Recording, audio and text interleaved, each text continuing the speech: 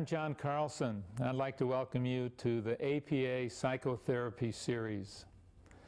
This particular series is on multicultural counseling, and this program is on counseling Latina, Latino clients, and our guest is Dr. Patricia Arredondo. Welcome, Patricia. Hi, John. Thank you. Now, this program is on multicultural counseling. What's so difficult about working with different cultures?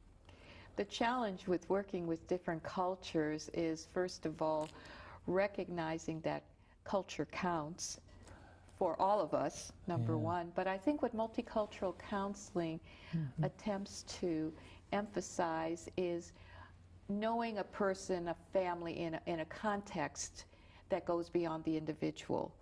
And that is, we need to understand the cultural roots, the historic, ethnic, racial roots of the individual, and what that has been like historically and how that affects today.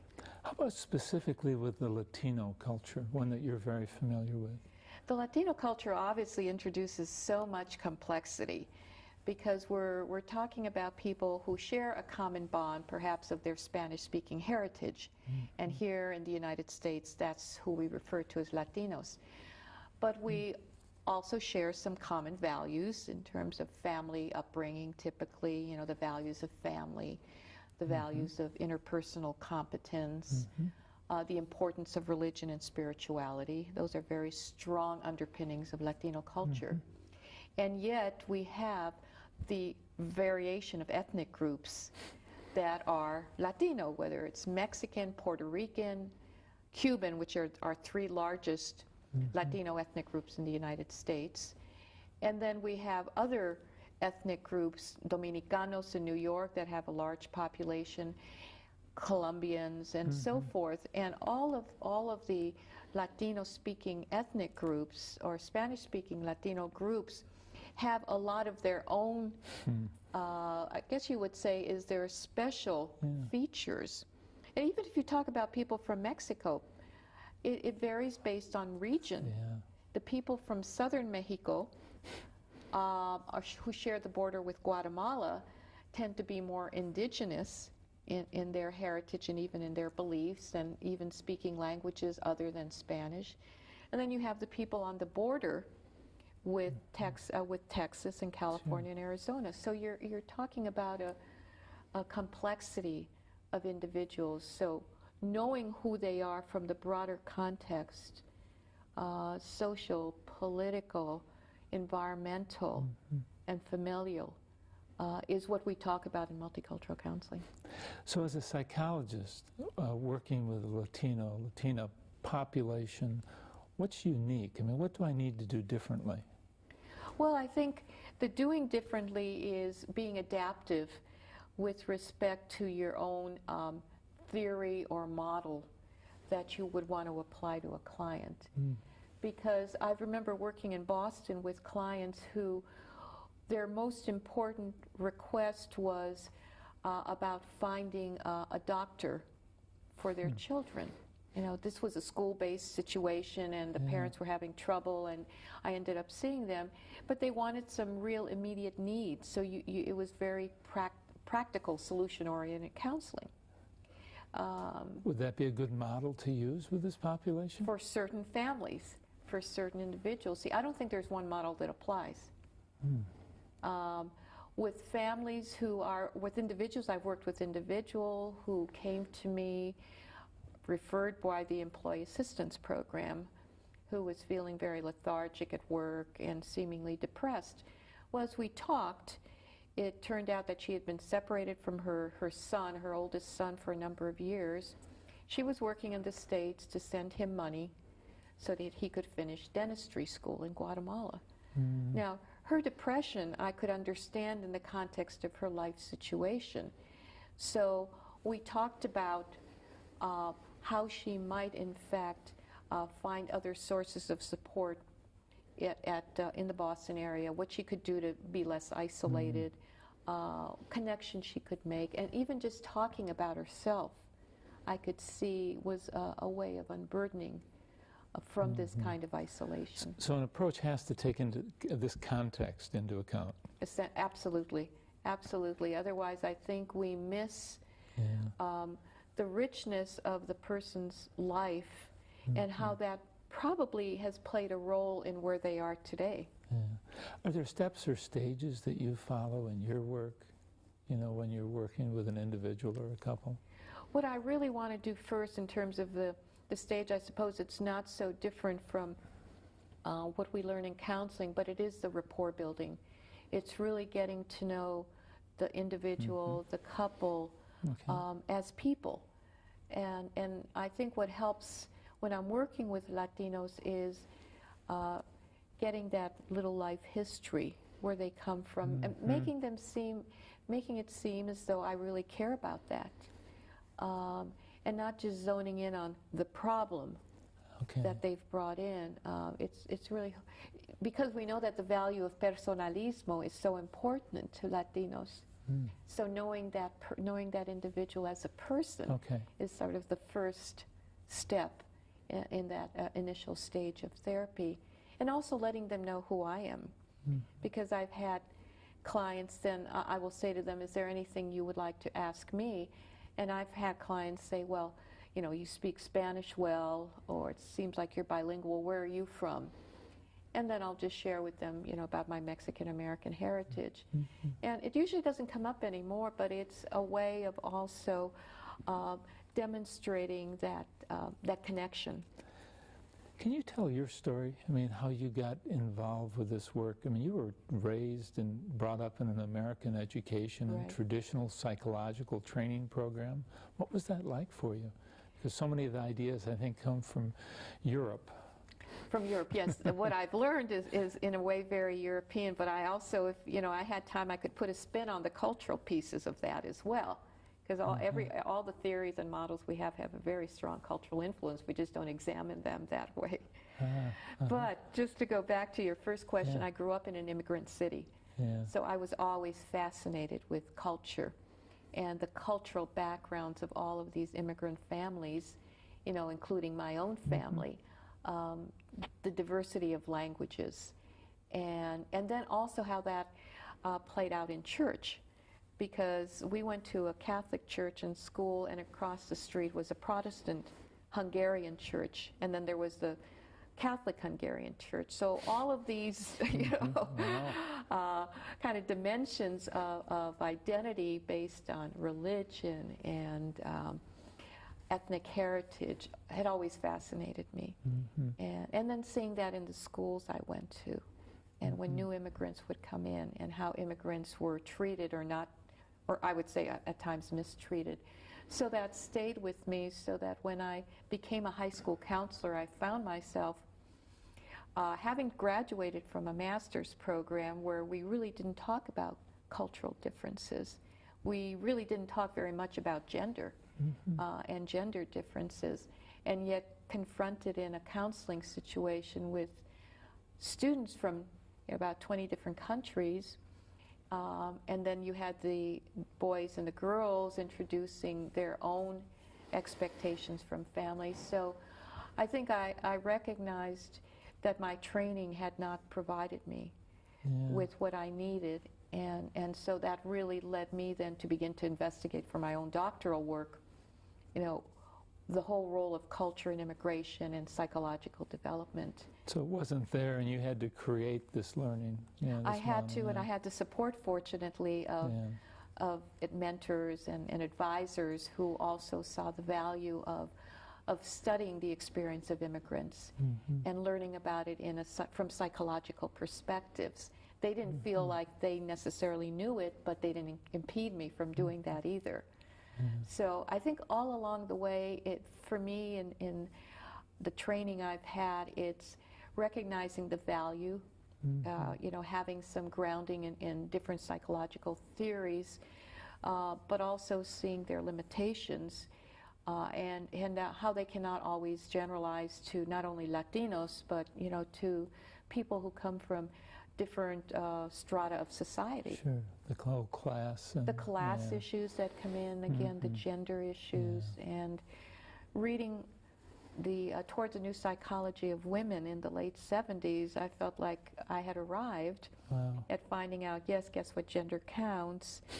And then one of Sue's first publications in ACA, which was then the Daryl Sue, he had an issue of what was then the Personnel and Guidance Journal on counseling the culturally different. And I had just come into teaching at the university. And again, I found some validation in that someone as important was focusing on culture as significant to counseling. So when you take, that talks how you made your change, how does change take place in therapy from your model or your point of view? I think change in therapy is, again, I look at it as a developmental process. That the more someone learns about themselves and putting it in their own words and hearing about that begins part of that change process or contributes to that change process. I also like to introduce in therapy journaling. And I see journaling as a way of taking those thoughts and those words and giving them another form. And that becomes a real powerful mechanism for self-examination, reflection. So journaling has been a big part of, for me, change process. What I also like to do with clients in therapy is have them read as a way of looking at perhaps contemporary bibliotherapy, right? And I think those are all catalysts for promoting change. And I think this is something I didn't learn in school. I think a lot of it was, well, it'll come from the client, that the client will be, have the answers to the question. But I think I believe that change happens in therapy when someone comes to address an issue, because I, as a therapist, can lead them to multiple resources in addition to themselves to make some progress on their issue, to do the work. I don't think I'm the answer, and if I understand that a person has a strong religious or spiritual foundation in their life, I may also recommend that they, or certainly inquire about how they currently use that, and how that can be seen as a source of support, or perhaps that they go to it. Some people like rituals, lighting candles and praying. Well, maybe this will be easier to see as we watch you work with a young woman, Martha. Can you set up that interview for our viewers, the one that they're going to see in just a moment, about what to look for in your work and in Martha? I think I would like the viewers to notice that my work with Martha takes on a very personal introduction as I try to connect with her as another Latina. And that throughout the tape there is that theme of connection that's not really explicit, but it sort of flows into it, by using some bilingual terms and so forth. To the relationship. The relationship is very key, and I would like the viewers to notice that. I would also like the viewers to notice how I use what I call a psychohistorical approach with Martha.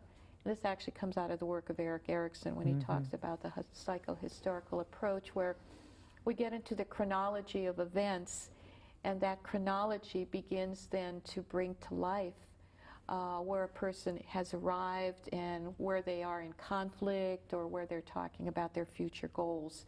So I like to weave the psychohistorical approach into my conversation with Martha. I think the third theme that I would want the viewers to notice is the focus on culture, and how I try to make culture more apparent to Martha, that what she is and who she is and has become is rooted in some values that she embodies and is living. And I think that for clients, I'd like to see those as strengths, have them see those as strengths, or if they are liabilities, to understand why it might be a liability for them. So those are a few of the things. And again, to notice that Martha is a person who's different than maybe how we stereotypically think about Latinas. Okay, well let's move on to the interview, and we'll watch how you create this relationship, where you use a psycho-historical approach, and then finally you really bring the cultural piece in so nicely. So let's watch. Hi, Martha. Hi, nice to meet you. Good to meet you. Patricia Redondo. Marta Llamas. Bienvenida. Welcome to counseling. Gracias. This is our first visit, so it's la oportunidad to get to know each other and to talk a little bit about who you are and what brings you here to counseling. Okay, well, I'm 39 years old. I'm almost going to be 40, so I need a change and to talk about my changes and to see if I have new opportunities in the changes that I'm going to be making in my life. Okay, so you're at an important point in your life, so you want to do some evaluation and looking back on what you've been doing and maybe where you want to go. Yes. Yes? Yes. Okay. Okay. Have you ever been in counseling before? No, this is the first time. All right. Well, let me tell you a little bit about the counseling process so that you know what to expect. We'll have about 45 minutes to talk, and in this time, it's really an opportunity to get to know each other and get to know you in particular and see how I might be helpful. What we do is in confidence here, so I know you signed some papers before you came in, but what we talk about here is private and personal, so I just want you to be reassured about that. Yes. Okay, good. And then if at any point in our discussion you have any questions, I want you to just, ask me, and certainly we'll have time at the end as well. Okay. Okay? Okay. This is your first time in counseling, and how is it that you came here today? What prompted you? I know you've got some things to talk about. Well, it's the changes that I've been making in my life. I just made an important decision in my life, and I moved in with my boyfriend, so it's something that I have to get used to it, and the fact that my parents don't know about it yet, I need to find a way to tell them, this is what I decided, and for them to understand, because they're Mexicans and it's difficult for them to understand that I'm grown up and I make my own decisions. Okay, so this is a big life change for you. Yes. To move in with your boyfriend, and it sounds like you are also concerned about how what your parents think about this, even though you're 39. Yes. Okay, tell me what is it that they think about this? Well, I know my mom is going to understand, and even though it's going to be hard because the way they were brought up in life, it's like you have to get married, and that's normal for them. Living with somebody, it's not. So for them, it's hard to understand that I don't want to get married, that I just want to be with somebody and see if things work out or not. My mom, I think it's easier to talk to my mom because she understands a little bit more. My father, well, no. It's really hard for him to understand because he's the type of person that thinks too much about what other people are going to say. Okay. For him, we can be telling him, well, you have to think about us, what we want, not what people are going to say. But it's hard. So he's got this thinking that it's bad for the family because other people will judge it as algo malo. Yes. Okay, so there's a word in Spanish, we have vergüenza, right? Vergüenza, yes. That the whole family is going to suffer this vergüenza, this shame if they find out that you're doing this. Is that what it is? Now, you're 39, okay? You're moving in with your boyfriend. Where have you been living prior to now? I've been living by myself. Actually, when I came to the United States, I started living with my sister. She's married, has 2 kids, But then when I was like 25, I decided that I wanted to be by myself. It was hard for my father to understand that, but I spoke to him and told him, this is what I want. You already taught me what is good and bad, and I'm gonna have to make my own decisions in life. So it took him some time, but he understood. So I've been living by myself, and he's worried, but not as much. I think that he's gonna worry more about what people is gonna think that when I was living by myself. So this, again, for the family, this would be a whole change for the family, though, for you to do something like this, because you said your sister's married?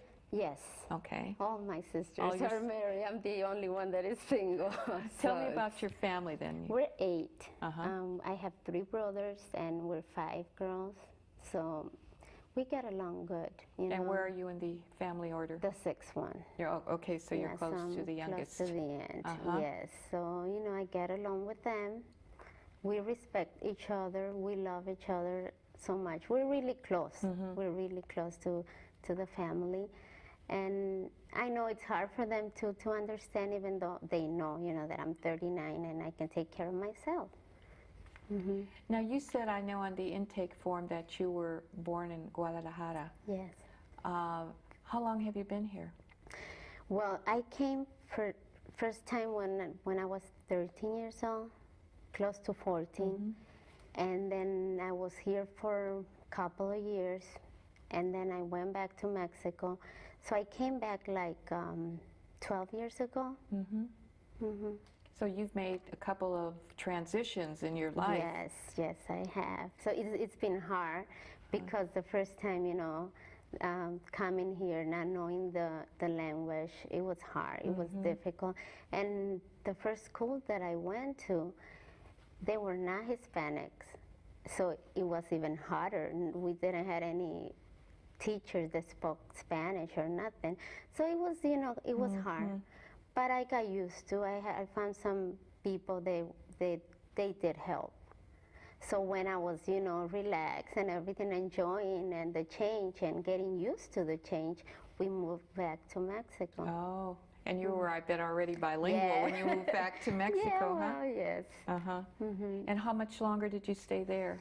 I was there like for 5, 6 years, something like that. And why did you move back? I had problems with my father, because of the things that I wanted to do. He never approved of any of the things that I wanted to do. For example? Well, that I wanted to go to the university, to college. For him, it's like, why? You're going to get married and have kids, So every time I wanted to make a move, he didn't allow me to. So I'm the only daughter that he has that it's always against of everything that he wants for us, To question him. Yes, I question him about everything. So we were having problems, like, I want to do this, and no, you can't. Why not? I always ask, why not? Give me a good reason. And don't tell me because I said so, because that was his favorite answer. But then, we got into a point that everything was difficult. So I moved in to live with my grandmother. And then I decided, I said, well, either you like it or not, I'm going back. So he agreed to send me back here just for a couple of months. I never went back. So you left here at what age to go back to Mexico then? Like 18 years old. I was like 18. And I came back when I was 23, 24. Because, like 24, because I lived like for a year with my sister when I was 25. That's when I moved by myself. So that was a real independence move on your part. To say, this is what I want. And although at the same time, it sounds like you got his blessing to go. I guess because my mom helped in that area, that it was really difficult for her to see us fighting all the time. And my mom is the type of person that will agree with him in everything. But it got into a point that she was like, no, that she wants something different, just let her do whatever she wants to. So she mediated that for the two of you. That's the only time that I seen my mom said something to my father that she doesn't agree with, you know. Well, it sounds like it was an important time in your life that she did that. Yes, it was. That you went. So you've had, it sounds to me like you have a way of thinking for yourself that doesn't fall into the cultura at times, which is, this is what the woman, una mujer, has to do. And so you've gone off and tried to be your own person. Yes. It's been hard, but I've been, you know, doing it for a long time. And what do you do for work now, I Marta? work as an administrative secretary, but I do work, also do volunteer work with searching for money for scholarships for Latinos and all that. I've been doing that. Sounds very important. So it's been difficult, but we're working our way out of getting some money here and there. You know, we've been doing, last year we raised $4,000 with our families. Just families. Families and friends, like, you know what, we're trying to get some money, we need to give scholarships to students, and we were not able to get any money. So we thought about, we had this committee, and we thought, you know what, let's do it with our families and friends first. So we did it. For Hispanic Heritage Month, we have a committee, and we gave away $4,000 as a scholarship. Well, it sounds like if you believe in something, you're the kind of person who just follows through on it, right? Yes. Whether it's this or something in your personal life as well. Yes. Well, then when you came back from Mexico, you said you were about 24, 25. And that's been about 15 years almost. What have those last 15 years been all about? Well, when I came back, I needed to practice more my English because it wasn't good. And I went to work. I was working actually in a factory.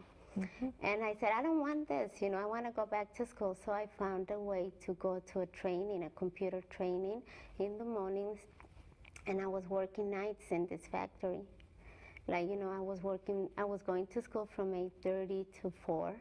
And then from 5 to midnight, I was working in a factory. Long days. Until I finished the program. Then I had the ability to go and find a work in an office, and I worked for a couple of years to get, you know, practice and everything. So when I went there, the first job that I had was a filing clerk. That was the only available position. I said, I don't care, I'm just going to go and get it. You know? wanted to start, huh? So yes, I was there only for a couple of months in the filing because they thought, you know, they got to know me and say, this is not for you. So they transferred me to accounting. I was doing a little bit of that. Then after that, I went to work to Chicago State, and I've been there for years. Sounds like you like it there. I do. I like with the people that I work with. I work for the bilingual education program. Oh, okay. So I get to meet a lot of people, and then the people that I work with are really like a family, you know. I just feel like I'm with my family. So there's a sense of closeness that you get at work, too. And your English is very good, so... Not as good as... Well, so it means that, you know, even though you went back and came back, that you've been able to really master and become bilingual. Well, I mean, you're very fluent. It's been hard, and I'm trying to get it better. Yeah, no, I'm sure it is hard because, you know, learning another language when you're older is never easy. Yeah, and you know, another thing that I've been doing well, this semester I haven't, but I've been taking classes in school too. Now that I work for Chicago State, I've been taking some classes. What kind of classes? Psychology. Really? Yes, I would like to be a counselor. Okay. That's one of the things, you know, because one of the things in me, I'm a good listener. And most of the people that I have worked with, older people, younger people, they always try to talk to me about their problems. So one time, one of the persons that it was, she was talking to me about everything, her life, and this is an older lady, you know, she was telling me about the problems with her husband, and I try to tell her as much as I know, you know, because I don't know everything, but to see or do things different. So she told me, how come you don't do, you know, this as a counselor, try to do something? And I said, you know what, this is a good idea. So I've been taking classes on and off, you know. I just started, but... It sounds like you're onto something. Yeah, it's been, you know, now that I know more about it, I really like it.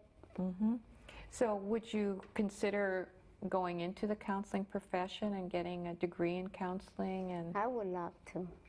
I would love to. well, it sounds like, you know, you're getting encouragement from people who think you're a good listener, and you also recognize that about yourself. Yeah, since I know myself, you know, that I was little and everything, I like to talk to people. I'm not shy, and I do like to learn about people's life and, you know, to listen to people and everything. And I don't get tired. I guess that's one of the reasons that they can tell me over and over again the problems, and okay. So you have a lot of patience, too. Yes, I do. Okay, to be able to listen and to be there to lend whatever support you can to people. Where does that come from? I mean, how did you develop that I don't know, capability? You know, and I just don't, I never thought about that now that you're asking, but my mom, you know, all the time since I've been growing up, she told me, she's been telling me, you know, that you used to love to talk to people. Every time I was looking for you anywhere, you were talking to somebody, and she would be afraid to send me to the store because I would take hours, you know, talking to whoever I saw anywhere. So this is something that goes back for many, many years, your what we call kind of your social skills. Yes. That you're a very verbal person. You're quiet. It sounds like you have a quiet style, but that you know how to talk to people. So your mom noticed it, huh? Yes. You know, she's like, every time I was looking for you, I would be running outside, where are you? And you were with el paletero, you know, like talking to him about everything, everybody. How many flavors do you have? And then asking him about the neighborhood. And she would be like, okay, how much do I owe you? Now, what do your siblings do for work? Well, my brothers, they work in a factory. Well, the one of the youngest brother, he works I'm not familiar with that, but I think he's like a electrician. I think so, I'm not really sure. I don't know about his work a lot, so. And your sisters?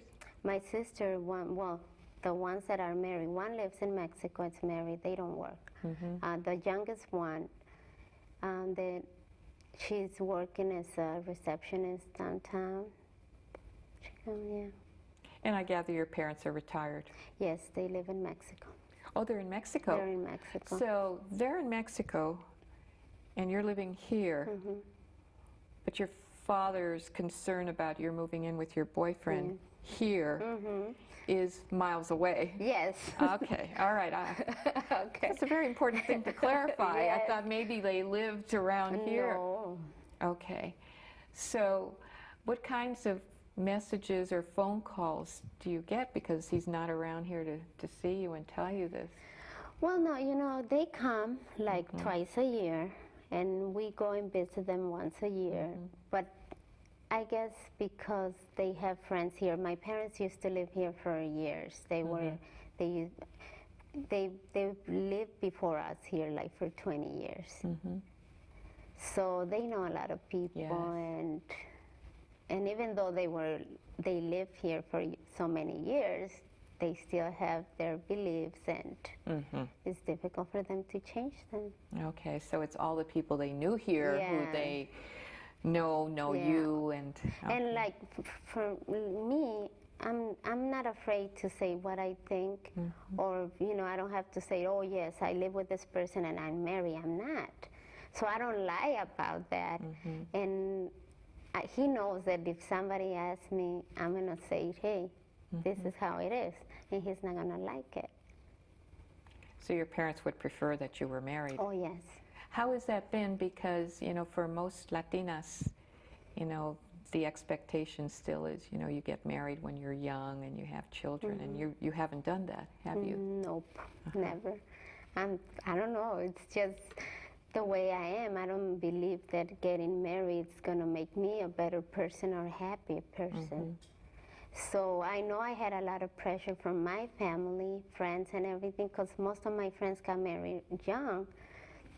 So most of the time they will be like, you have to get married, you have to have kids, you know, everything. For a moment in my life I was like, I have to do that. But then I thought, no, that's not going to make me a better person. If it's going to happen, it's going to happen. If it's not going to happen, you know, it hasn't been my dream to say, oh, I want to be married. I'm going to be happy if I'm married. No. So that hasn't been a real important goal in your life? No, it hasn't. So you still had a lot of pressure from familia and all your friends. Oh, yeah. yes. All of your friends, most too. of the time, it's like, sometimes I'm afraid to call my friends because, like, you have to have a baby, you're getting older, and this, and I'm like, I don't have to, you know? But yet, that's, you know, a lot of how, you know, we've been brought up, right, as Latinas. I mean, there's that expectation. Yes, and because most of the people believe or think that being married, having a man in your life, is going to help you to take care of yours. I mean, somebody to take care of yourself. I don't think that I need no one to take care of myself. I can do it myself. Well, you've proven that to yourself as well. Yes, because it's like my friend one time told me, like, you need to be married and you need somebody to take care of you. And I said, you know what? If you needed somebody in your life to take care of you, I understand that and I respect that. I don't think I do. I work for my, you know, I've been working for a long time. I get whatever I want. That's how I am. So you've been pretty clear about what this means for you to not be married or not to have children as your goal as well in life. Yes. Tell me about the man you're living with now. Well, well, he has a lot of issues in his life. So he should be here now. Yes, he should be here. Well, you know, I met him years ago when I was living here for the first time. We became friends. And when I went back to Mexico, well, we never got in, you know, we were never in touch or nothing. When I came back, I saw him again, you know, we started talking, but we never dated until years later. So we've been good friends also. He's been through a lot. He had a lot of problems. So it's been difficult for me because I know a lot of things about him, and he needs to make a lot of changes. I think that that's one of the things that's why I don't think about marriage right now, because I want to see that I can work things with him. Because if he doesn't make any changes, it's not going to work between us. Go ahead. He has a daughter that is 19 years old already, so he's been having problems about that, and he needs to be learning. We all have to learn from our mistakes.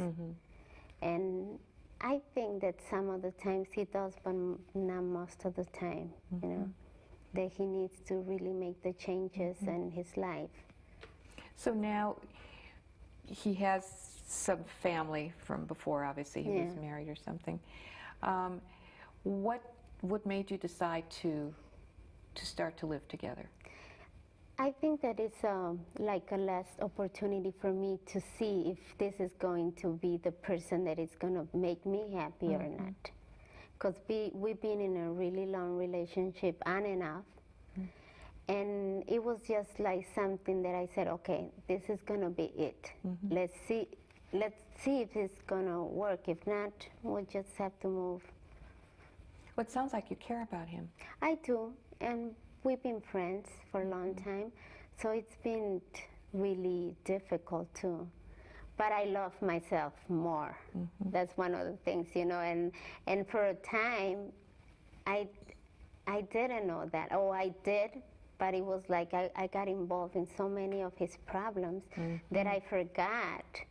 And it's like I told him, you know what, I think I lost myself in all this. So now, if you really want to try this and see if it's going to work, it's going to have to be what I believe and what I want. And if I see something that is not going to work, you know what, I can't survive without you. I know that now. So it will be the last opportunity that we have to prove that if we can work together or not. Well, it sounds like he's also willing to work, see how this will work out. He is. That's why we're trying to, you know, together and see if we can make it. And because he's really, and I think it's because the way he sees me now that I'm stronger, and then he knows that I made a change for good in my life. Tell me this, you know, you're a very strong person, and it's obvious that, you know, you've even questioned your father on things. Yes. So, I mean, so now you're talking at this stage of your life of maybe sharing, you know, more of your time and your life with a man. What is it about this man that, what does he offer you that you see as possibilities? Well, he's a really hard worker. He's a good person. He's a really good person, and we do have a lot of things in common. We have shared so many good and bad things in life. So I think that he just is afraid to, because of the kind of life that he had with his family, that he's afraid of a new change, of something different. Most of the time he thinks that I'm too good for him. And that really gets me upset, because I don't think that anybody can be, you know, we don't have to see ourselves as less than anybody else. We just have to make changes in life and prove different things in life, you know. So you see a lot of positive things about him, as you've just described, but it also sounds like there might be things that he's not so sure about himself. And you must have to then do some encouraging him, or, como se dice, telling him to value himself more. I do that a lot, and that's one of the things, you know, that I don't want to keep on doing, because I don't want to be a counselor for him. I want to be somebody that is by his side, and we have to make decisions together. Well, it's good that you notice this already, that there's this gap about what you're willing to support him on, and yet you know you can't be his counselor. Yes.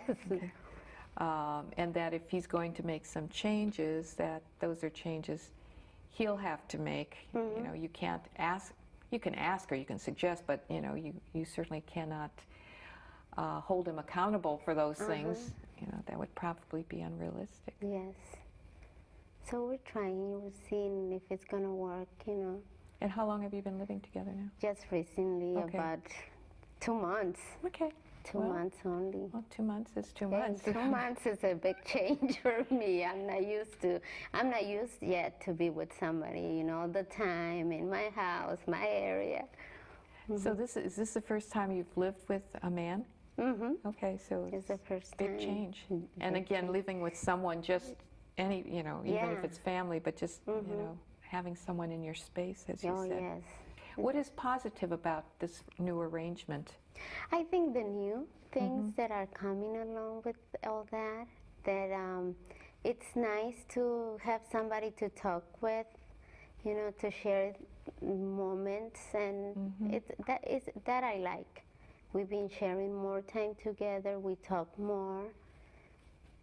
It's not only that we go out and things like that. If not, it's like having dinner with somebody, you know, talking to somebody after work, about things in life. It sounds like he's easy to talk to. He is, and we get along. We have good communication, and we listen to each other. Because it's, you know, you can communicate with somebody, but it's hard for somebody to listen to you. Yeah, you're right. There's an important distinction. Yes. And you said something about him a couple of times already, that there's a friendship you have that goes back many years, and that friendship maybe is the basis of this relationship. That's what I think.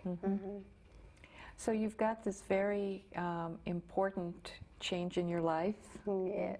You're thinking about maybe a counseling career. Yeah. What else? Well, for now, it's like I'm concentrating in that, but I like to do new things as everything comes along. I want to continue helping to find funds for scholarships for students and everything. You know, it's like something that I like to do, and it's a good feeling. And trying to help more Latinos to do something, to make a change. I got in touch with one of the persons in the radio to talk more about the programs that we have. We went for an interview and we got a lot of support from them, you know, at least free. Well, you know how to do community outreach. Yes. Well, you know, it's because it's easy for me to talk to people. You're right. So I find a way that to talk to the right people. I think that's what it is. You have to find a way to talk to the right person, and then from there you can get in touch with other people, you know. Well, it sounds like if you wanted to do another career, even beyond counseling, you could do something in terms of community building. Well, it's because I enjoy working with people and helping people. That's one of the things that I really enjoy, and I feel good about it. So as much as I can, I do it. Well, here you are, you're turning 40. Okay, which for many of us, you know, used to be the end of the world, but it's not. It's not. No, it's definitely not the end of the world. So you've been reflecting on your life and, you know, sharing with me some of what you've gone through and where you've arrived. What do you think about the future? I mean, where would you like to be 5 years from now? Wow, 5 years from now, maybe I want to be able to have a house of my own, to have probably a family. It's not something that I'm really, like I said, looking for to have kids. If I do, it's fine. If not, it's okay. But I want to be able to say I'm happy at this moment in my life. That's what I want. To be, if I'm going to be with that person, just to be happy. If I'm going to be with somebody else, fine, you know, but I think that it's important for me to be happy with the people that I'm around with, and to be able to say, you know, this is the kind of work that I like and enjoy. And have that. This sounds very spiritual. Are you a spiritual person? Yes, I am. Yes, I am. Tell me more about that. Well, what can I tell you? I believe in God, and He's been part of my life. It's like I always talk to Him, and He can guide me to the right things to do. I like reading about a lot. Angels, I love, you know, it's like I talk to my guardian angel every day, every moment of my life. Are you religious as well as spiritual? I think I am, but not as much as I think not as much. It's not like I'm go to church every Sunday, because I don't. Once in a while I do. Only when I visit my mom I go. I know that. But no. So your spirituality, as you talk about it, it's something that you reach into yourself, and you bring this special part out of you and how you see the world and how you interact. That's what it is. It's more about that than for me to do things for people and feel good about it, and to be happy about the things that I do and enjoy the things that I do. And is this spirituality part of you something that you're, what is your friend's name, the man that you're living with? Marcial. Marcial. Is this something else that you and Marcial can relate around the spirituality piece? Not at all. No? Not at all. He's not at all. It's me. I had that for years, and he's learning about it because of me. But he's not a person that can, you know, I don't think he's a great believer in that things. He believes, but not as much as me. Would that be a problem? Not for me. No, you have to accept people the way they are. And I do, you know. Well, it sounds like you're looking forward as well. I mean, you're talking about in 5 years you want to have your own home. You want to be happy. What else did you say? And, well, being the career that it's going to make the me career. Happy, hopefully. Okay. The counseling and... So you wouldn't be, you don't see yourself at Chicago State 5 years from now? No, I don't. Okay. No, I don't. Okay. No, if it happens, there's Yes. always a reason, but I'm going to do my best not to. Okay. You know, To be in a counseling in role? a counseling role. Okay, and maybe have a family. Probably, yes. Probably. Is that something you and Marcial have talked about? Yes, we have, you know, but we're taking step by step and see how things are going to work. And hopefully, in 5 years, we'll be together and, you know, he has his own business. He just started his own business. So it's like I'm helping him too, you know. What kind of business is it? He's in heating and cooling and...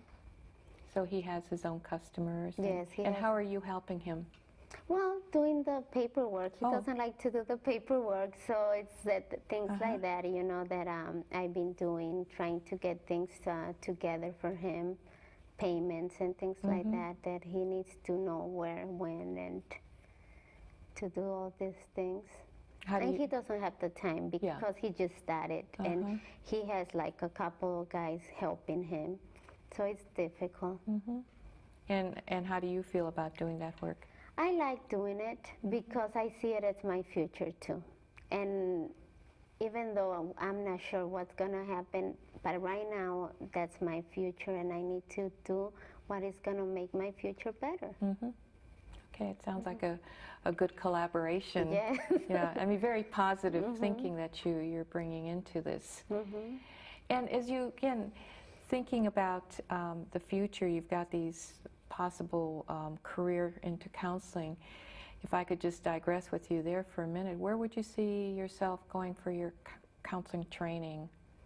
Well, I'm not sure yet. I'll have to find a place and, you know, more information about it, and whatever is going to be best for me, it's going to be there. It sounds like you're going to stay in Chicago, though. For now, yes. But, you know, life will make changes and things that can happen. So I can do a change if I have to. I'll do a change. How did you learn how to be so adaptable and so positive? I don't know. I guess I did. Well, my parents, when I was in Mexico, like the first, 12 years, we never lived with them. So my sisters, I was living with my sisters, my grandmother. She was a wonderful lady. She always was so strong, and she always told me, and this is really raro, you know, that she was older, and she always told me, go after your dreams. Don't let anybody stop you. You don't have to be married to be happy.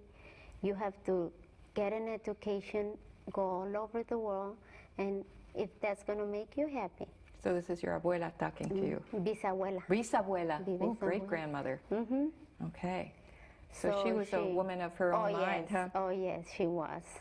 And we were close. I was really close to her. I used to spend a lot of time with her. And she would always tell me this, you know, do this, don't make the same mistakes as your cousin, this, and you know, because she's unhappy, she's doing this. So I guess she gave me a lot of her personality. A lot of inspiration. Lots of inspiration. So you've really learned how to be adaptive. Yes. And yes. And then learned also sort of these good messages from familia, Yes, I mean, from your and bisabuela. you know, because I was younger and we were taking care of each other. My sisters were young, so we took care of each other. So I guess because my parents were not with us a lot, we learned how to take of each other. We didn't have a choice. And even though you were one of the younger ones, you Yes. still had to be part of that taking care with each other, compartiendo. Yeah, sharing with each other. Is there a dicho that stays with you that you heard from your abuela or bisabuela that gives you some inspiration? Not that I can think of, you know. But certainly those... Just the one, alcanza tus sueños, she used to say reach that. your dreams. Alcanza tus sueños. Okay, reach your dreams. Well, we're going to have to stop in a few minutes, Marta. How has this discussion been for you? It's been wonderful. I was kind of nervous because it's the first time, but I really enjoy it. It's really nice. It helped me a lot. I talk about everything and everybody in my life. So it's been nice and relaxing. It's been really friendly. And it's been like I'm talking to a friend. Well, I hope that has been helpful. It has. And it sounds like, too, you know, there might be an opportunity to talk again.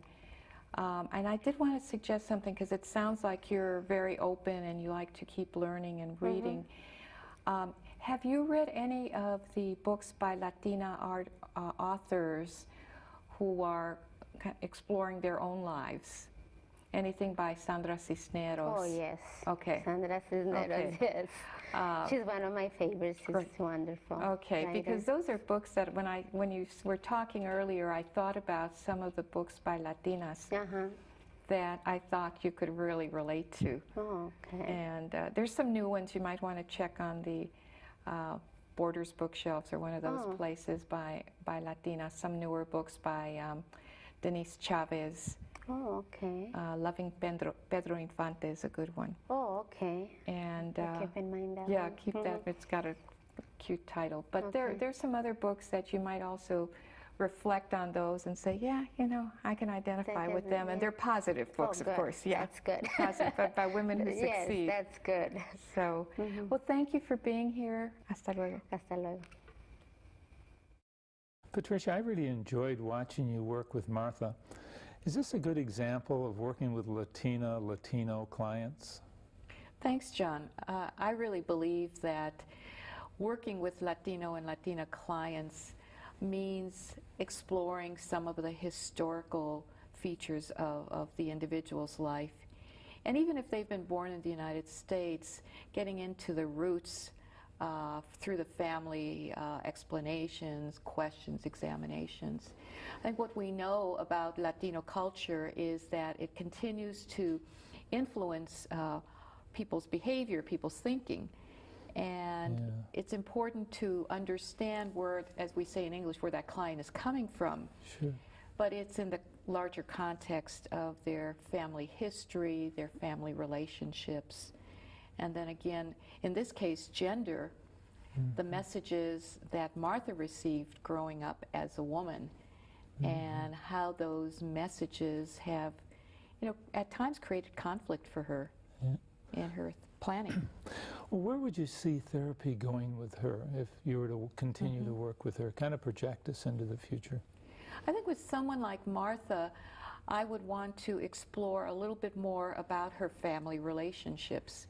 You know, we heard that she had been separated from her parents for a number of years because they were here working in Chicago area, and she was being raised by her great-grandmother and her extended family, her siblings. So I would want to know a little bit more about what the relationship was like when they reconnected with the parents. So that's one thing. I think the second is we didn't really talk about her relationships with her brothers. And I would like to know more about those relationships or other men in her life, to be honest with you, because she is really very countercultural, being a woman who's 39 and unmarried and and at a point in her life where she's still getting a lot of pressure about that. So I would want to know more about her historical relationships with men, and how that has kept her away from, intimate relationships or moved her towards them, and what has happened. So I'd like to know more about that. You think it's possible for her to come really to peace with this issue? I mean, there's such a bigger cultural demand on her to be married, to be a mother. Is that going to go away? I think in the short term it's not going to go away, and I know that by living with this partner, this man she's living with now, it's a way in some respects of bowing to peer pressure, but not totally, because she's not marrying him. She's doing it on her terms. So there's, I think there is some internal conflict that I picked up on her decision to do this. Will it go away?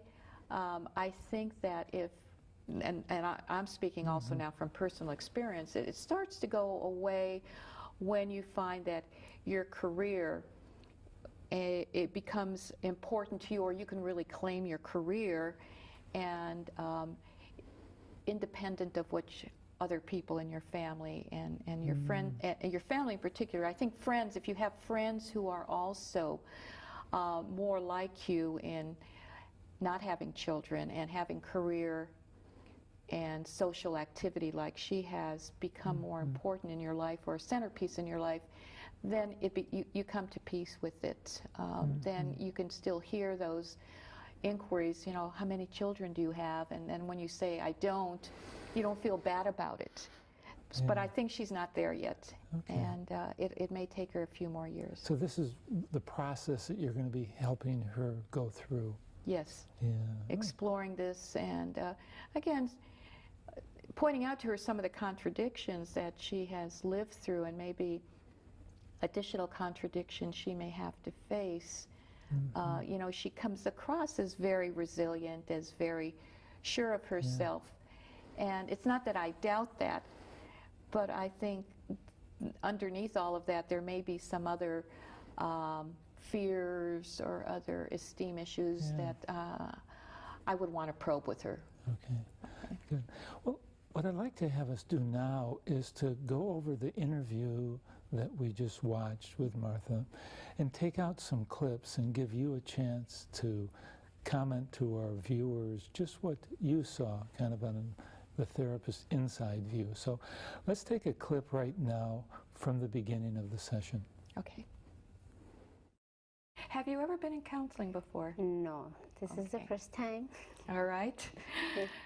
Well, let me tell you a little bit about the counseling process so that you know what to expect. We'll have about 45 minutes to talk, and in this time, it's really an opportunity to get to know each other and get to know you in particular and see how I might be helpful. What we do is in confidence here, so I know you signed some papers before you came in, but what we talk about here is private and personal, so I just want you to be reassured about that. Yes. Okay, good. And then if at any point in our discussion you have any questions, I want you to just, ask me, and certainly we'll have time at the end as well. Okay. Okay? Okay. This is your first time in counseling, and how is it that you came here today? What prompted you? I know you've got some things to talk about. Well, it's the changes that I've been making in my life. I just made an important decision in my life, and I moved in with my boyfriend, so it's something that I have to get used to it, and the fact that my parents don't know about it yet, I need to find a way to tell them, this is what I decided, and for them to understand, because they're Mexicans and it's difficult for them to understand that I'm grown up and I make my own decisions. I noticed, Patricia, that you spent quite a bit of time clearly describing what counseling is about. Is that typical? Yes, I really believe that you have to ensure that the client knows what this process is all about. I think sometimes we we take it for granted that if someone comes to counseling, they know the rules, they know what happens there. And since this was her first time, and even if it had not been, I would have wanted to reassure her of some of the guidelines and about the confidentiality as well. And I also noticed that you used some Spanish words, you know, as well as, it's mainly in English, Right. but some Spanish words. Was that intentional? Definitely. I wanted to make the connection with her quickly, and I felt that by introducing myself as Patricia Redondo, I was making a statement to her about who I am in terms of my Latina heritage and my bilingual ability. And I think, too, using some of the terms, we call this code switching. Sometimes when you use code switching, when you do English and Spanish in the same sentence or little paragraph, it also instills some familiarity because there's a way that again, it's rapport building, but it's familiarity because I know she can do the same thing. And she later on demonstrates that when she kind of doesn't mimic me, but she actually uses her own Spanish as well. Yeah. So the question that comes up for me at this point in the interview, what's the big deal with a 40-year-old woman moving in with her boyfriend? I think this is what a lot of people would say. She's got a mind of her own. She lives on her own. What is the big deal? Well, clearly she's communicating to us, to me, that she still has some conflict about this decision. And that conflict comes from how she was brought up as a Mexican woman. And she talks about her parents being Mexican. So if you've been brought up by, in this case, traditional parents, the rule is, number one, you live at home with your parents until you get married. And she's already broken one of the rules, okay? She's moved out on her own. But second is that if you start to live with a man, it's only if you are married. And so there's a very strong conviction about that, particularly for women. Yeah. So she's really going against the norms of her culture. Definitely. Yeah. Definitely. And she's enacting, again, a behavior that if she were in Mexico, she might get shunned for it, or, you know, there would be a lot of not pleasant conversation about her. Even today? Even today, yeah. If she's in a big city, it's a little different. But if you're in a smaller town where everyone knows everyone, she would have a bad reputation for doing that. Okay. Yeah. Let's go on to our next clip. And in this next clip, you and Martha explore her family relations. Well, I know my mom is going to understand, and even though it's going to be hard because the way they were brought up in life, you know, it's like you have to get married, and that's normal for them. Living with somebody, it's not. So for them, it's hard to understand that I don't want to get married, that I just want to be with somebody and see if things work out or not. My mom, I think it's easier to talk to my mom because she understands a little bit more. My father, well, no. It's really hard for him to understand because he's the type of person that thinks too much about what other people are going to say. Okay. He's, you know, for him, we can be telling him, well, you have to think about us, what we want, not what people are going to say. But it's hard. So he's got this thinking that it's bad for the family because other people will judge it as algo malo. Yes. Okay, so there's a word in Spanish, we have vergüenza, right? Vergüenza, yes. That the whole family's going to suffer this vergüenza, this shame if they find out that you're doing this. Is that right? Patricia, what's this all about? You know, the father won't understand? What's there not to understand? Well, what's to understand? She's still his daughter.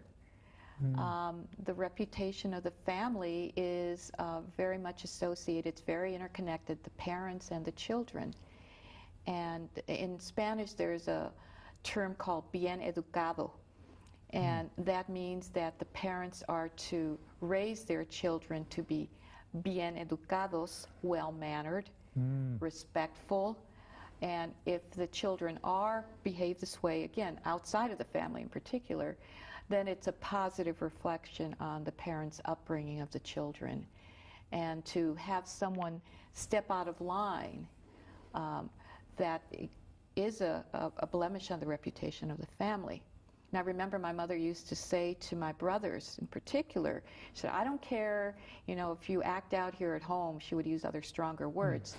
Sean diablitos, if you're little devils here at home. But I don't want to see that. I don't want to hear from your teachers, and we had nuns, that I don't want to get any bad reports.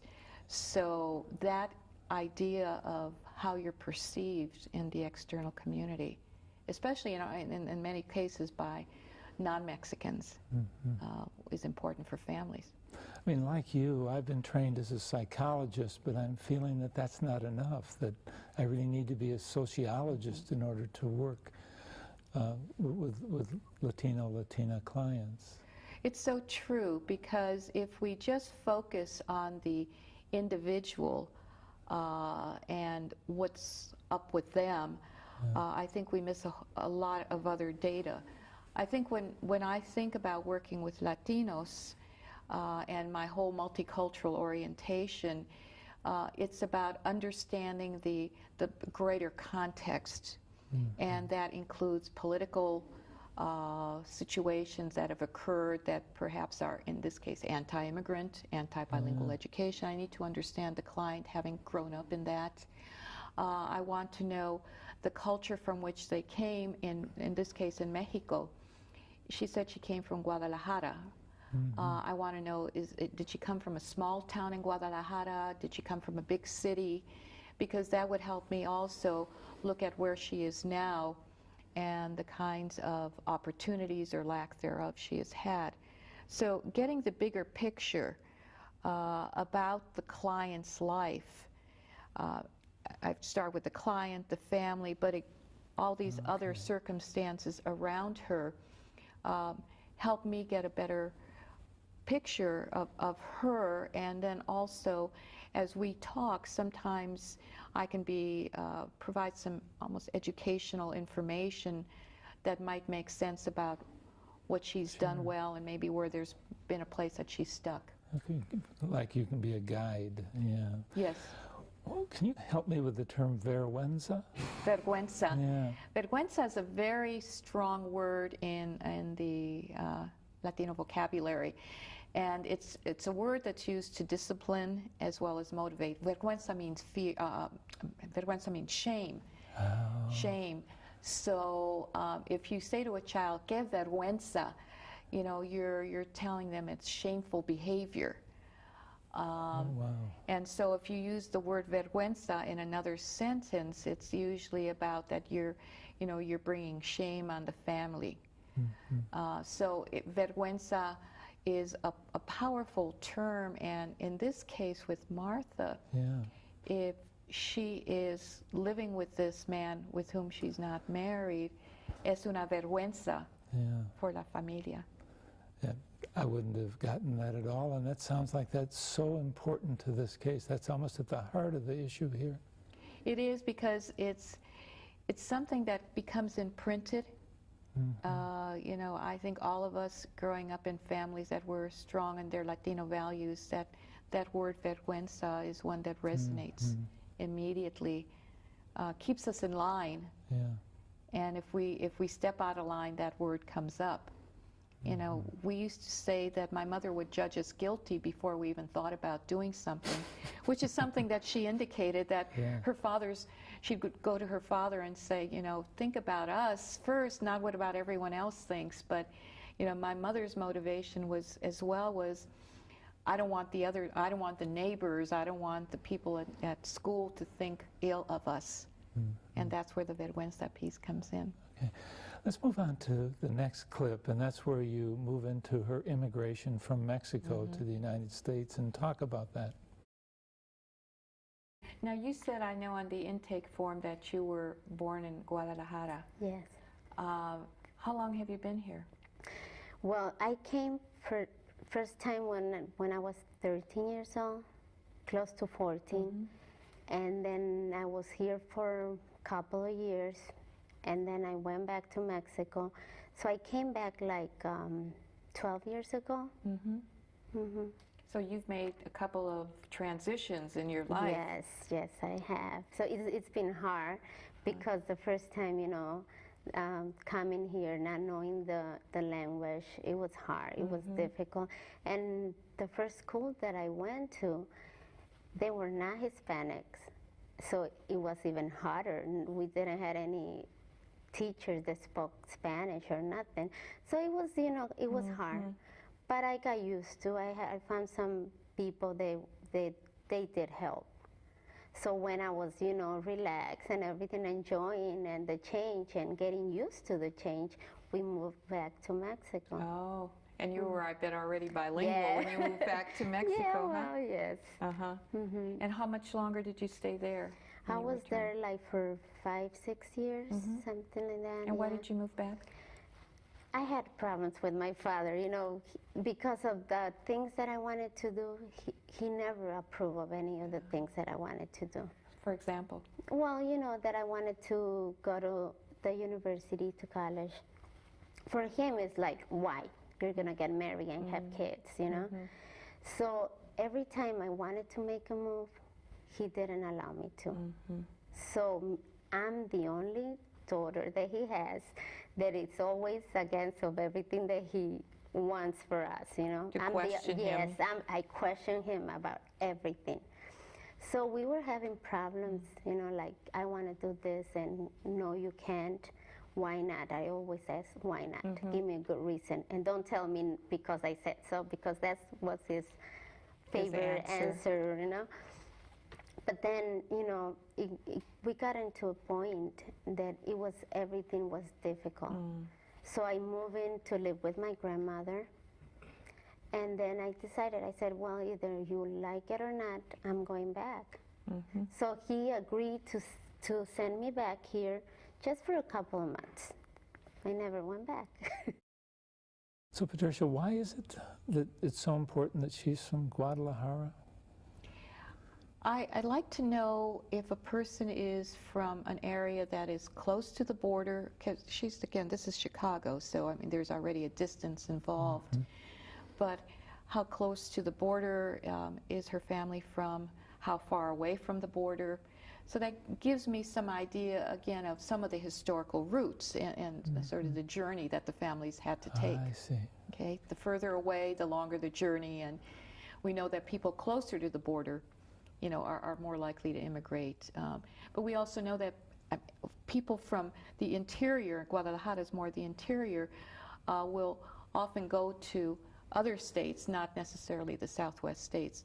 You know, I want to know, again, who is in that family in Guadalajara, and as I mentioned earlier, you know, is it a city, is it a town, is it in the mountains, is it on the coast? But Guadalajara is a big city. So there's some context that you're getting to understand her better. Her father really sounds old-fashioned.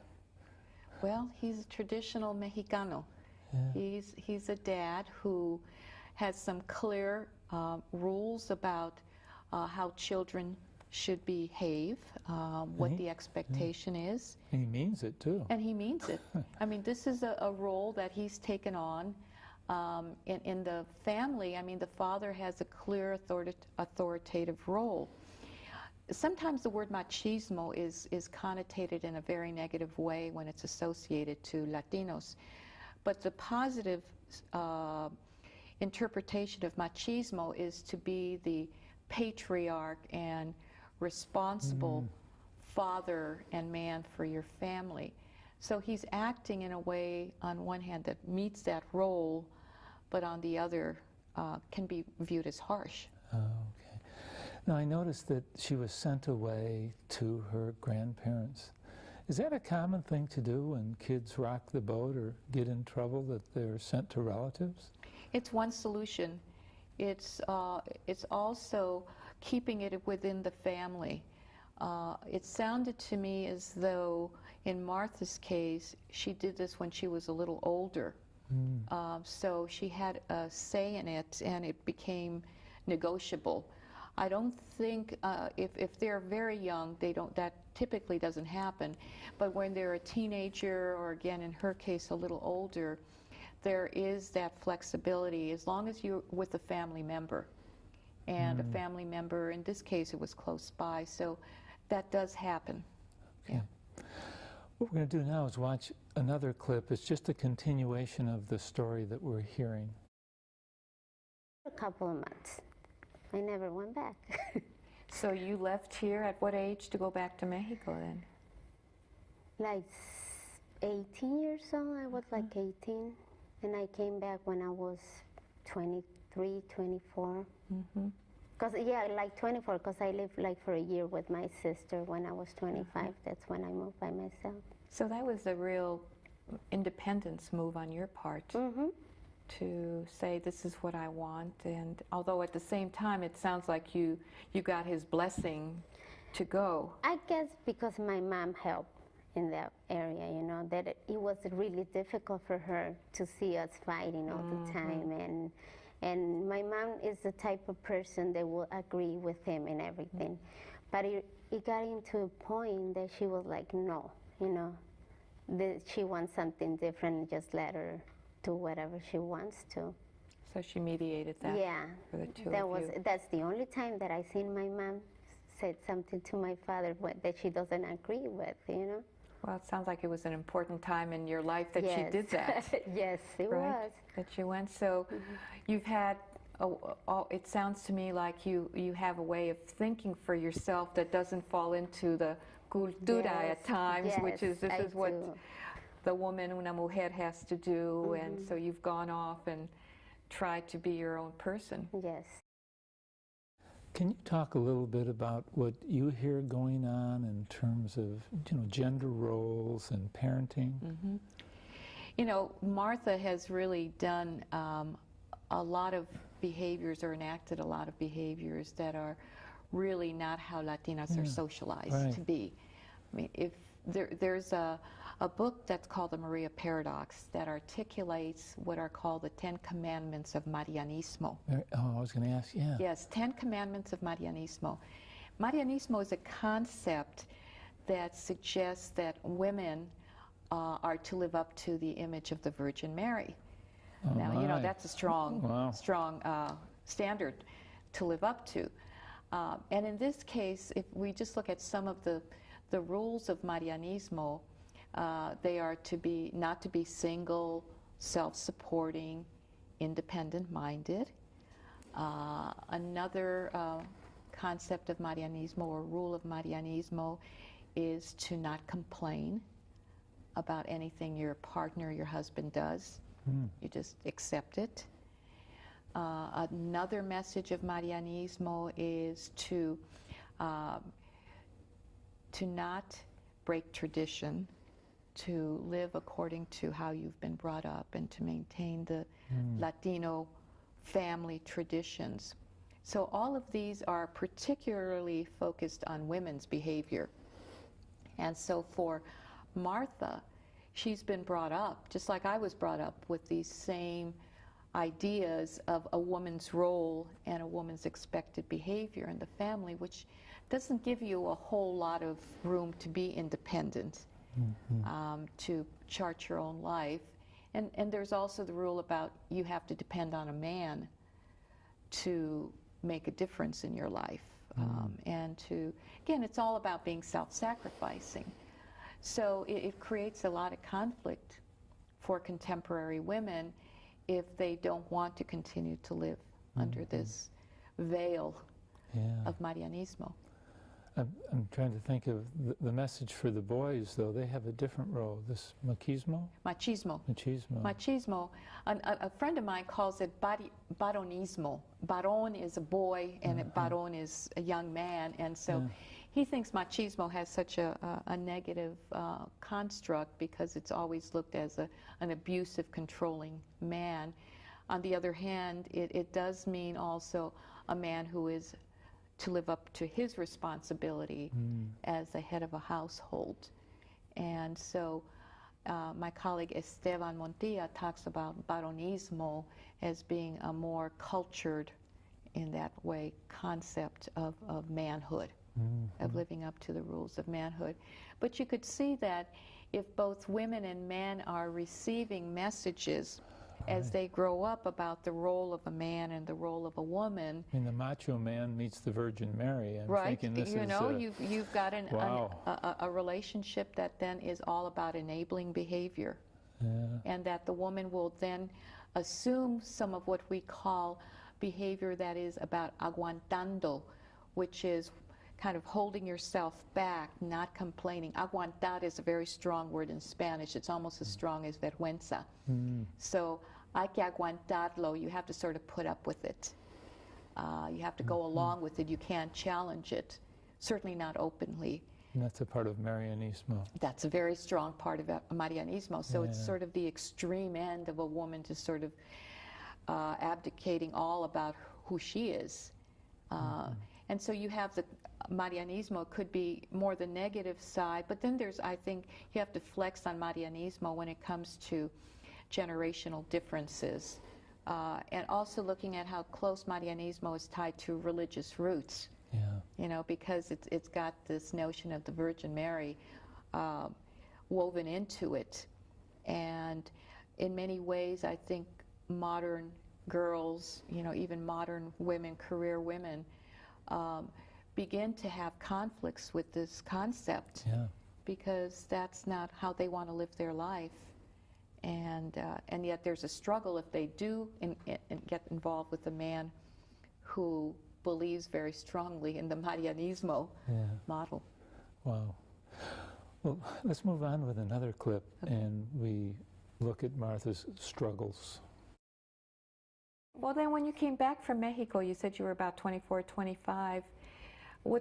And that's been about 15 years almost. What have those last 15 years been all about?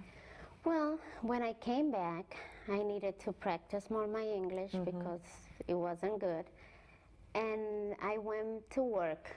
I was working actually in a factory. And I said, I don't want this, you know, I want to go back to school. So I found a way to go to a training, a computer training in the mornings. And I was working nights in this factory.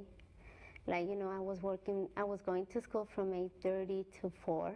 And then from 5 to midnight, I was working in a factory. Long days. Until I finished the program, then I had the ability to go and find a work in an office, and I worked for a couple of years to get, you know, practice and everything. So when I went there, the first job that I had was a filing clerk. That was the only available position. I said, I don't care, I'm just going to go and get it. You know? wanted to start, huh? As I re-looked at this clip, it seemed that she was really talking about the struggle of being an immigrant. Is this a typical story? Martha's story is very typical. And in some ways, she was a little bit at an advantage because she had other family to support her. But I believe there are a lot of myths also about immigrants that, you know, they don't work hard and they, you know, are trying to take our jobs. And she had a work ethic, But though. she has a very strong work ethic, and you can see that this is very typical of immigrants today. They work 2 jobs, sometimes they work 3 jobs. They work hard to learn English, and she's got to be complimented on the fact that she's very bilingual. I mean, I learned Spanish growing up, so I have a little bit of an advantage in the sense that I've heard English and Spanish all my life. Okay. But for someone who comes as an adult learning a second language and really dedicating yourself quickly to learn some skills for work plus language skills, that's an enormous burden. But she's very committed to doing it. And I think we have to know that immigrants today are committed to work and to contribute, like she talks, to the economy. But she also wants to pull her own weight. Seems like she's not committed to very much sleep. I mean, with the kind of learning a language, going to school, working hard. You know, we talk in a lot of our multicultural psychology about acculturative stress. And this is what Martha is talking about here. Acculturative stress indicates that for immigrants, or for someone, again, even in a secondary migration mode, say she goes to Chicago now to North Carolina because there's new opportunities for Latinos, there are a lot of stressors that you encounter in these major life transitions. You know, they're physical stressors, emotional. It could be societal, from racism and discrimination. You know, people think you don't speak English well enough. And then you have the social stressors if you are isolated from family members. So all of these stressors are part of the acculturation process. And so if we encounter a client who's depressed, for example, I would not want to pathologize that and say, well, you know, there's some imbalance in her system or something's, you know, something horrible. But look at, again, the context. And yeah, I would feel depressed if I were separated from my family, if I were working 18-hour days. It's perfectly normal. Perfectly normal reaction to a very, I think, stressful life condition. So I think that's something that she's reminding me of when she talks about her story. I guess we sort of take for granted this immigrant experience because so many people have come to the United States, all of us, I guess, as immigrants for the most part. And yet the struggle seems to be way beyond my comprehension. You know? Yeah, I think we idealize or romanticize, maybe you know, that's what I'm thinking. the life of immigrants, and you know, they come and they succeed, and then but if you look at it historically, every immigrant group to the United States has had to encounter so many struggles, so much negativity about who they are culturally, their language. I mean, all the anti-bilingual education movement goes back many centuries, actually, in the United States. So she embodies, however, I think what immigrants have always done and have to continue to do. Let's move on to a clip where you and Martha talk about social skills. Where does that come from? I mean, how did you develop that I don't know, capability? You know, and I just don't, I never thought about that now that you're asking. But my mom, you know, all the time since I've been growing up, she told me, she's been telling me, you know, that you used to love to talk to people. Every time I was looking for you anywhere, you were talking to somebody, and she will be afraid to send me to the store because I will take hours, you know, talking to whoever I saw anywhere. So this is something that goes back for many years. Your what we call kind of your social skills. Yes, huh? yes. That you're a very verbal person. Yeah. You're quiet. It sounds like you have a quiet style, but that you know how to talk to people. So your mom noticed it, huh? Yes, you know, she's like, every time I was looking for you, I would be running outside, where are you? And you were with el paletero, you know, like talking to him about everything, everybody. How many flavors do you have? And then asking him about the neighborhood. And she would be like, okay, how much do I owe you? And her mom wouldn't even let her go to the store because she would talk to everybody, and she'd never even thought about this before. Why is that? Social skills are so emphasized in Latino culture. And there are a couple of values that ring true in what she's talking about right now. And they all come from the family. Familismo, which is the value and importance of family. Personalismo, which is valuing the relationship with people. And then finally, hermandad, which is about the sense of collective brotherhood, sisterhood. You know, in Latino culture, we have the extended families. And so we have comadres and compadres, and these can be people who are part of your family and are not relatives. There might be your godparents for some religious piece, but sometimes you have a comadre or compadre because they're part of your neighborhood, part of your town, and they become extended members of the family. So knowing how to communicate with all of these individuals, from being a child to having adults in your family who are friends and so forth coming around, you have to learn these social skills. So the interpersonal skills are just so important that, because I guess it's like a fish, that water is so important that they don't even know they're in water. They're there, and that's Martha. Wow.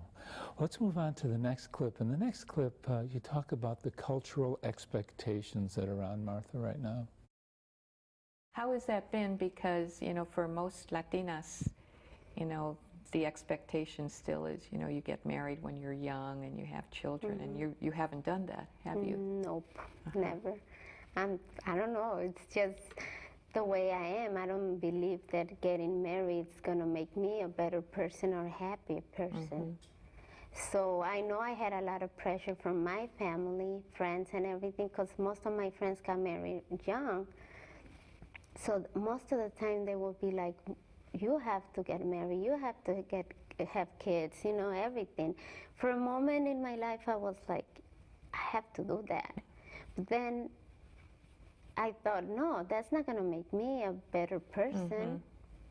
If it's going to happen, it's going to happen. If it's not going to happen, you know, it hasn't been my dream to say, oh, I want to be married. I'm going to be happy if I'm married. No.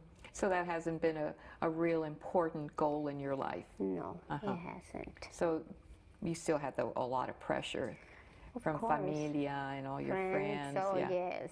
All of your friends, most too. of the time, it's like, sometimes I'm afraid to call my friends because, like, you have to have a baby, you're getting older, and this, and I'm like, I don't have to, you know? But yet, that's, you know, a lot of how, you know, we've been brought up, right, as Latinas. I mean, there's that expectation. Yes, and because most of the people believe or think that being married, having a man in your life, is going to help you to take care of yours. I mean, somebody to take care of yourself. I don't think that I need no one to take care of myself. I can do it myself. Well, you've proven that to yourself as well. Yes, because it's like my friend one time told me, like, you need to be married and you need somebody to take care of you. And I said, you know what? If you needed somebody in your life to take care of you, I understand that and I respect that. I don't think I do. I work for my, you know, I've been working for a long time. I get whatever I want. That's how I am. So you've been pretty clear about what this means for you to not be married or not to have children as your goal as well in life. Yes. She really seems to have a lot of pressure to be married and, you know, to have children. It hasn't gone away by age 40. It's still there. It's going to be there for a while. And I think everyone's probably going to watch Martha and what happens in this relationship. I imagine in her family that there is a strong desire that she end up marrying this man. In some ways, there's even going to be a greater transgression if she doesn't marry him. And that will bode probably very negatively for Martha, you know, in terms of her ability to capture a man or to do things that please men. I mean, it's really going to be seen as her fault because the Marianismo 10 Commandments, again, speak about a woman as being this self-sacrificing, caretaking woman. And one of the commandments is that your role as a woman is to create babies. And so this is a message. She comes from a family of 8 children. So she has that model for her. And I think the pressure doesn't go away.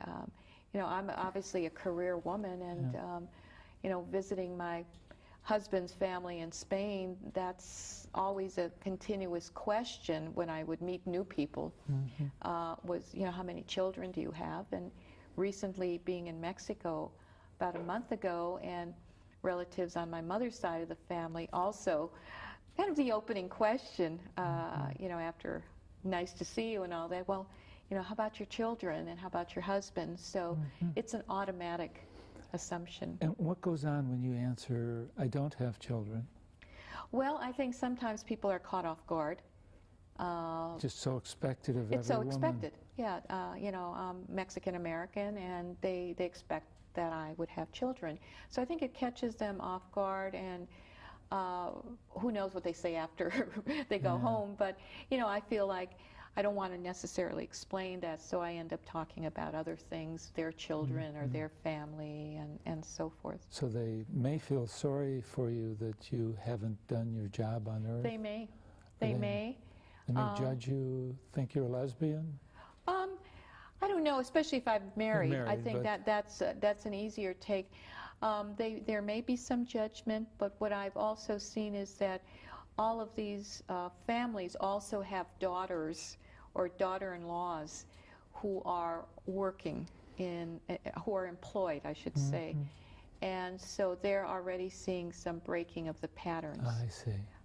That in those cases, some of those women have children, their daughters, but on the other hand, that they're also professional women or working women.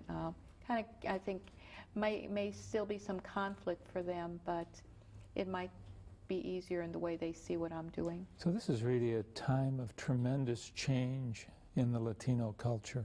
Tremendous change here in the United States and also in Mexico and other Spanish-speaking countries, because what we know is that women seem to, certainly in the States, seem to be going on to college at more rapid rates and numbers than men, as well as into graduate school. We see a higher percentage of women in graduate school who are Latinas than men. So we're going to have some interesting dynamics going forward as women are very educated and perhaps not finding men who are there. Let's move on to the next clip. And the next clip is where Martha talks about her boyfriend or roommate. So now you're talking at this stage of your life of maybe sharing, you know, more of your time and your life with a man. What is it about this man what does he offer you that you see as possibilities? Well, he's a really hard worker. He's a good person. He's a really good person, and we do have a lot of things in common. We have shared so many good and bad things in life. So I think that he just is afraid because of the kind of life that he had with his family, that he's afraid of a new change, of something different. Most of the time he thinks that I'm too good for him. And that really gets me upset, because I don't think that anybody can be, you know, we don't have to see ourselves as less than anybody else.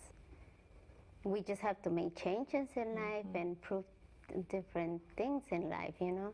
So you see a lot of positive things about him, as you've just described, but it also sounds like there might be things that he's not so sure about himself. And you must have to then do some encouraging him, or, como se dice, telling him to value himself more. I do that a lot, and that's one of the things, you know, that I don't want to keep on doing, because I don't want to be a counselor for him. I want to be somebody that is by his side, and we have to make decisions together. What are the important Latino values surrounding marriage? A lot of them have to do with, again, marrying someone who you believe will be a stable partner, a stable contributor. That work ethic again. The work ethic is very, very strong. And that's something that I think in Martha's family has been modeled. That her father was a strong model, a strong worker, and I have a feeling that that's the example that she would want in a man, and the man that she's living with now. She sees that. I think a woman wants a partner in the relationship, someone she can talk to. I think that's part of our socialization as women too, is we want someone who's going to listen to us. And at her age, Martha's even clearer about what she wants in a relationship. I also see that she's astute enough to recognize that some of the pitfalls might be that he sees her as better. Yeah, that's a price to pay. And that's a very big price to pay, because unless that gets clarified, or unless her partner starts to feel greater esteem about who he is, it can create some serious problems down the road, where he could throw it up to her. Well, you know, you just think that I'm better than you, or you're better than me, rather. And so I think that imbalance has to be worked out. If not, she'll be enabling him too. And the working out, it sounds like they were negotiating, and that's something very new. It is, and I think what you see in again, more contemporary relationships, and in this case, an older couple, where they're coming in with different kinds of expectations, and that it's not one-sided, that both of them have certain expectations and are talking about those and negotiating those. So there's a maturity that I see operating for both of them that may not have been how their parents did it, or some of Martha's sisters who got married when they were younger. Yeah. There's a different kind of model that they're showing us. Yeah. Let's move on to a final clip where Martha talks about her great-grandmother. So my sisters, I was living with my sisters, my great-grandmother. She was a wonderful lady. She always was so strong, and she always told me, and this is really rattle, you know, that she was older, and she always told me, go after your dreams. Don't let anybody stop you. You don't have to be married to be happy. You have to get an education, go all over the world, and if that's going to make you happy. So this is your abuela talking to you. Bisabuela. Bisabuela. Bisabuela. Great-grandmother. Okay. So she was a woman of her own mind, huh? Oh, yes, she was. And we were close. I was really close to her. I used to spend a lot of time with her. And she would always tell me this, you know, do this, don't make the same mistakes as your cousin, this, and you know, because she's unhappy, she's doing this. So I guess she gave me a lot of her personality. A lot of inspiration. Lots of inspiration. So you've really learned how to be adaptive. Yes. Yes.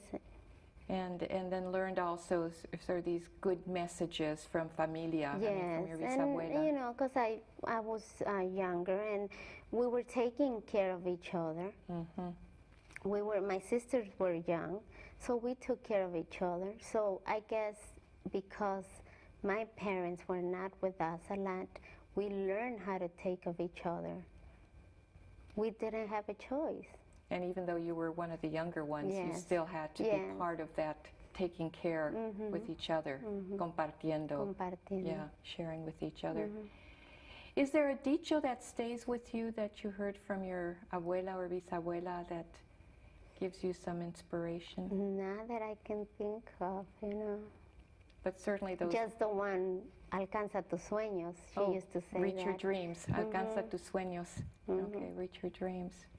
Boy, her great-grandmother sounds like a very strong woman. I mean, maybe even more like Frida Kahlo than the traditional model of a Latino woman.